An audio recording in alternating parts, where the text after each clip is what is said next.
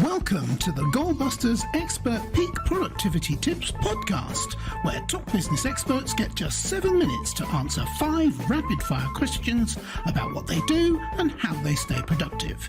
Each episode is packed with actionable insights to help boost your efficiency and achieve your goals. Let's dive in and unlock the secrets to peak performance.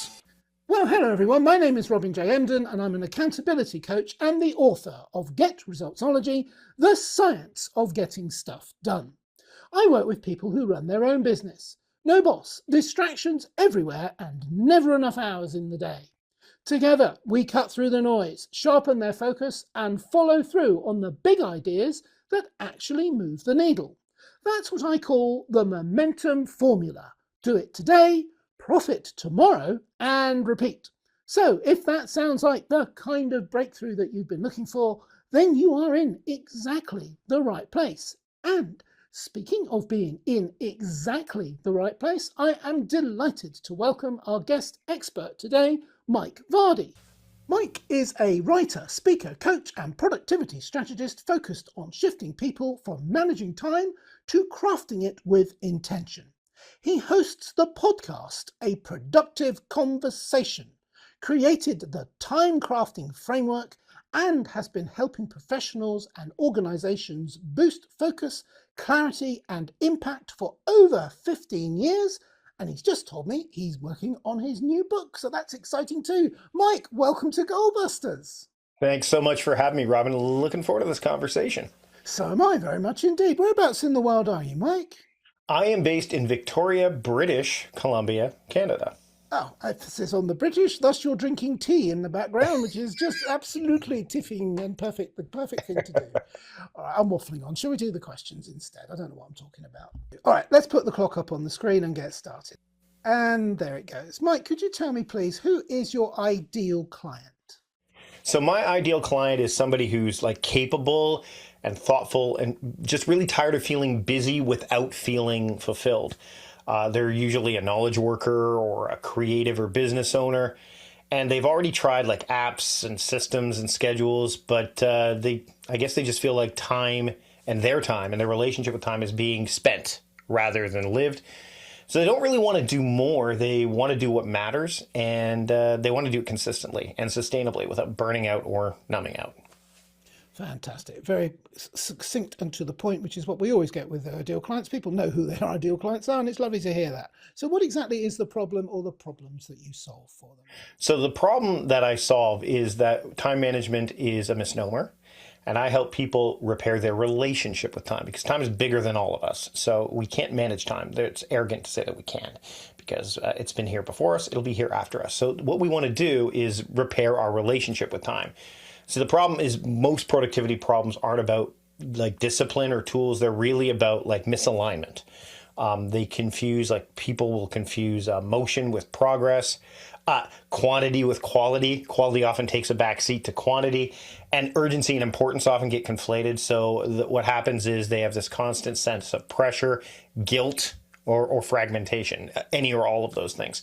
So what I do is I help people move from managing tasks to cultivating productiveness, which ironically is the title of my next book. It's a state where intention and attention are aligned, and time really becomes more of a partner than, well, an adversary. Fantastic. I see what you did there, getting the plug in for the book. Quite right too. So what is one valuable free action that our audience can implement that will help them to solve that problem? So to kick things off, choose a daily theme before the day starts. So what I mean by that is not a to-do list, but a theme.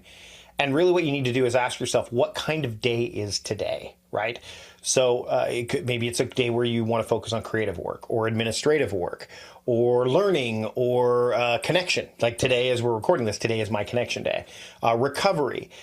What that does is allows you to focus on an overarching focus throughout the day, which would be that theme, and it can guide you to what you say yes to, what you defer. So instead of deferring to tomorrow, which never shows up, you defer to a natural landing point.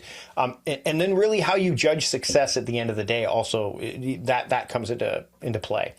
It reduces decision fatigue too, which is helps us get in our way. It reduces that friction, lowers anxiety, immediately improves follow through, I think.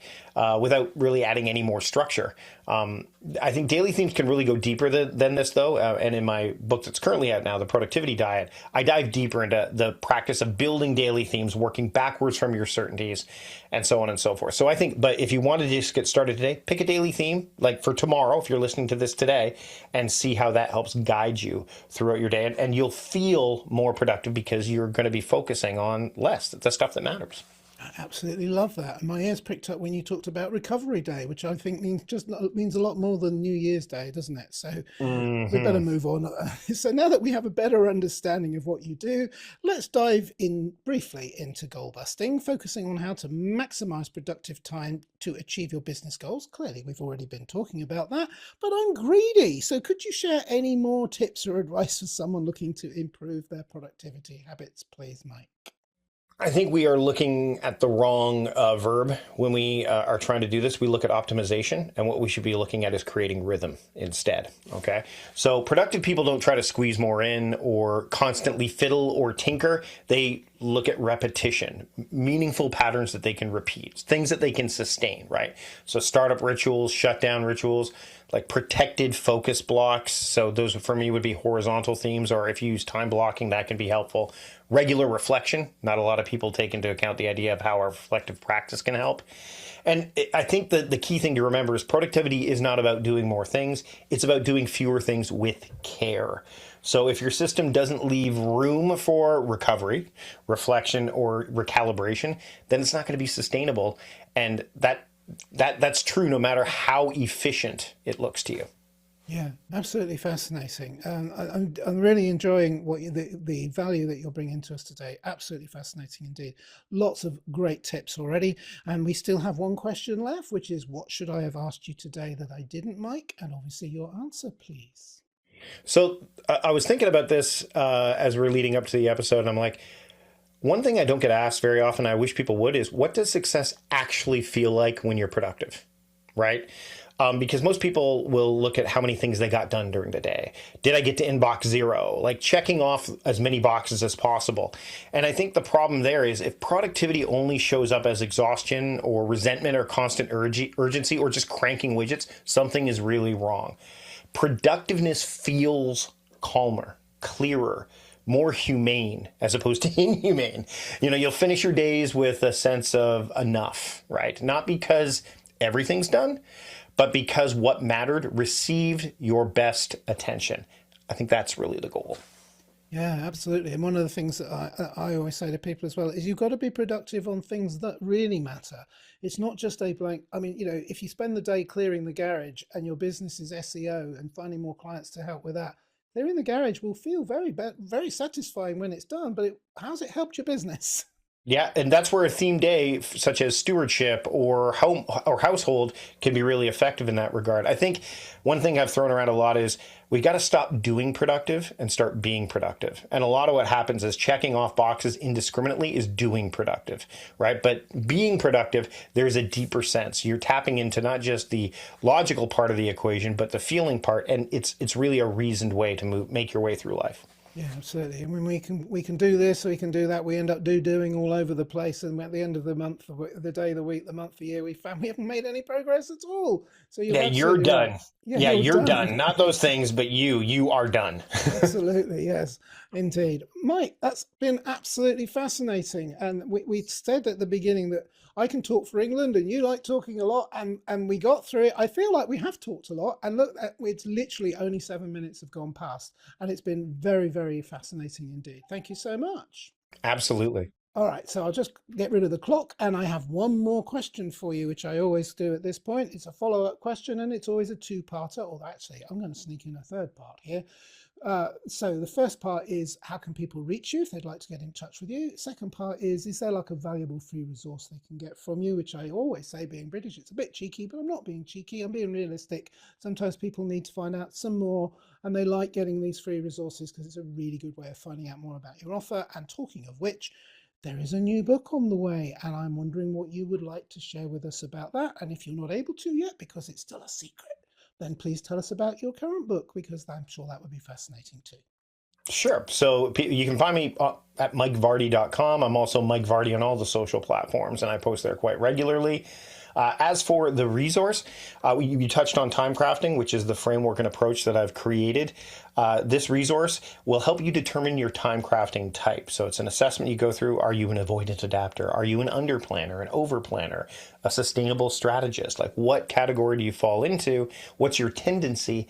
And when you go through the assessment, not only will you get your results, but then you'll also be able to figure out how you can navigate when the other parts of those types show up. So no one's purely an avoidant adapter or a sustainable strategist. There are other elements that creep in. So it's really a helpful way to help you improve your relationship with time. So if you go to mikevardy.com/type, you can find it there. And as for my book, my current book that's out right now, maybe the how-to book, is the Productivity Diet. And coming soon is more of the why-to book, the more philosophical approach, which is called Productiveness. And that will be coming out in 2026, likely in the first half of 2026. We're looking at around May, June, that kind of time. Might be even earlier, just depends on, I literally got the copy edits back today, so it could be sooner. Just depends on how productive you are then, doesn't it? And the others are, not just me. It's a team effort. Okay, that sounds brilliant. And I'm going to go and look at those books. Well, I'm going to look at one of them. The other one's not out yet, but I'm definitely going to go and look at your other books. It sounds fascinating. It's been actually quite refreshing to listen to you today. We don't get, despite what I do for a living, we don't get an awful lot of people on here whose main focus is productivity, or who are as insightful about it as you are. And it's been a lesson for me, and I hope beneficial for our listeners and viewers too. Once again, thank you so much, Mike Vardy, for appearing on Goalbusters today. Thanks so much for having me, Robin. I had a great time. You're extremely welcome. And remember, everybody, keep goal busting and make your future self proud. Bye-bye. Thanks for tuning in to Goalbusters. If you're enjoying it, please subscribe, rate and review it on your favourite podcast platform. Your support is very much appreciated. And if you're ready to boost your online profits, skyrocket your productivity, crush procrastination, and see a positive change in your bank balance, all within just 30 days, this is your opportunity. Take my free 5-day challenge at www.skyrocketyourproductivitychallenge.com.